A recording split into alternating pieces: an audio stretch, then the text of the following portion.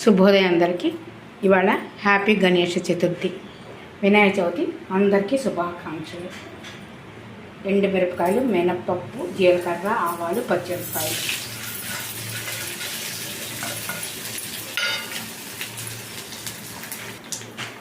పోపు వేగిపోయింది.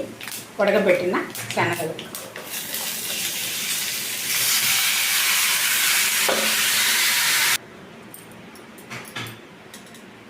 కొంచెం పసుపు,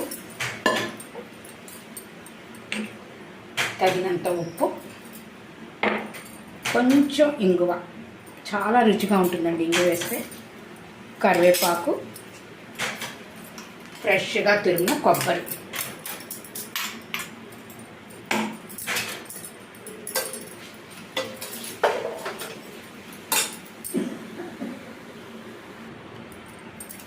ఫ్రెష్గా తరిగిన కొత్తిమీర, నిమ్మకాయ.